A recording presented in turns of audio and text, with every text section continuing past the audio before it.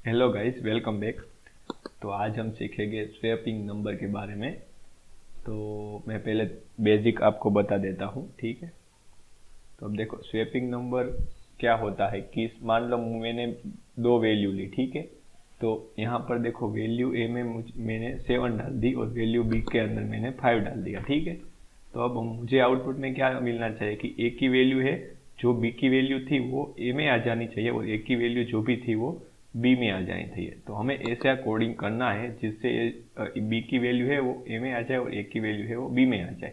तो उसको स्वैपिंग बोला जाता है कि नंबर जो भी वैल्यूज है उनको हमें उसे चेंज करना हो, ठीक है। तो उसके लिए अब हम पाइचाम में चले जाते हैं, ठीक है।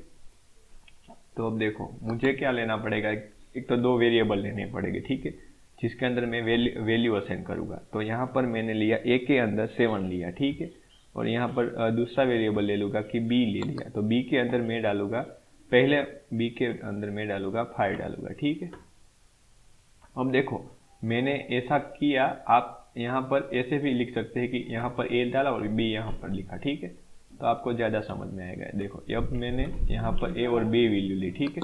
अब मैं क्या करूँगा कि पहले मैं without with using third variable का प्रोग्राम मैं पहले आपको बताऊंगा, उसके बाद विथआउट यूजिंग थर्ड वेरिएबल का प्रोग्राम हमें कोडिंग करूँगा, ठीक है। तो पहले हम थर्ड वेरिएबल का यूज़ करेंगे। तो यहाँ पर मैंने एक टेम्प करके, या तो कोई भी वेरिएबल लिख सकते हैं आप, जेड करके वैल्यू वेरिएबल असाइन करेंगे। तो जेड में मैं क्या करूँगा कि जो भी वैल्यू ए के अंदर है, ए के अंदर, ठीक है। तो यहाँ पर जेड इज इक्वल टू मैं ए करूँगा, तो ए की जो भी वैल्यू होगी, ठीक है, ए के अंदर जो भी वैल्यू होगी वो किस में आ जाएगी, जेड में आ जाएगी। तो अब जेड की वैल्यू क्या हो गई, 7 हो गई, ठीक है।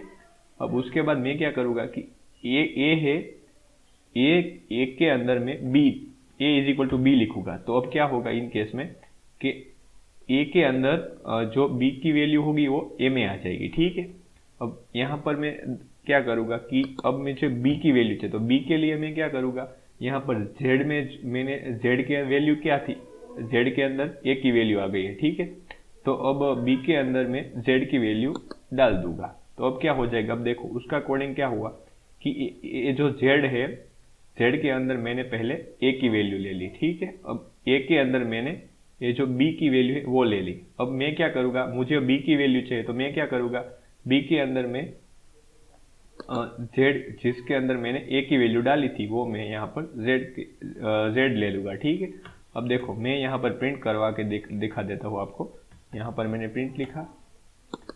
अब मैं क्या करूँगा, यहाँ पर लिखूँगा वैल्यू ऑफ ए, ठीक है, वैल्यू ऑफ ए। अब दूसरे में वैल्यू ऑफ बी लिखूँगा यहाँ पर। अब देखो, यहाँ पर वैल्यू ऑफ ए, जो कि ए की वैल्यू क्या है, यहाँ पर लिखूँगा आफ्टर चेंज।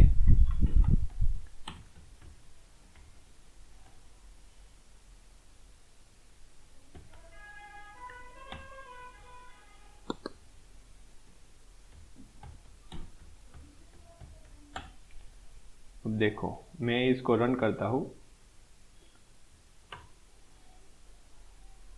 देखो, आफ्टर चेंज वैल्यू ऑफ ए, तो यहाँ पर देखो वैल्यू ऑफ ए की वैल्यू क्या थी, 7 थी। तो अब क्या दिखाई दे रही है हमें, 5 दिखाई दे रही है, ठीक है। तो वैल्यू बी की जो वैल्यू थी वो ए में आ गई है।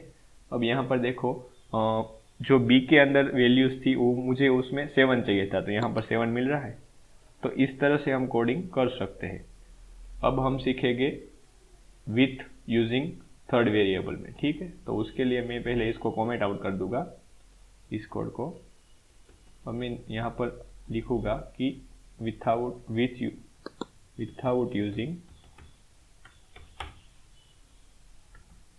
यूजिंग थर्ड वेरिएबल, ठीक है। तो अब मैं क्या करूँगा,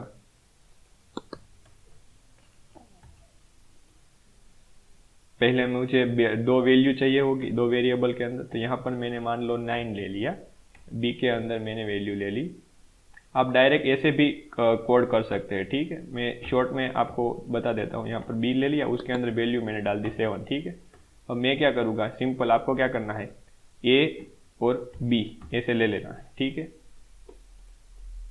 ए ले लिया, उसके बाद मैं इज इक्वल टू करके बी और ए ले लूँगा। अब उसका लॉजिक क्या है कि जो ए के अंदर वैल्यूज है, जो बी की वैल्यू है यहाँ पर इज इक्वल टू के बाद वो ए में असाइन हो जाएगी फर्स्ट पोजीशन वाले में, वो जो सेकंड पोजीशन बी है और इज इक्वल टू के बाद जो सेकंड पोजीशन एक यहाँ पर जिसकी भी सेकंड पोजीशन होगी वो वैल्यू यहाँ पर असाइन हो जाएगी। फर्स्ट पोजीशन में अब देखो यहाँ पर ए है और इज इक्वल टू के बाद फर्स्ट पोजीशन में बी है, तो ए के अंदर बी की वैल्यू आ जाएगी। अब सेकंड पोजीशन के अंदर यहाँ पर बी है तो यहाँ पर ए है, तो यहाँ पर बी वैल्यू के बी के अंदर वैल्यू ए की वैल्यू आ जाएगी। ठीक है, अब देखो मैं सिंपली ये जो कोड था वो मैं यहाँ पर पेस्ट कर दूंगा क्योंकि सेम ही हमको चाहिए। अब देखो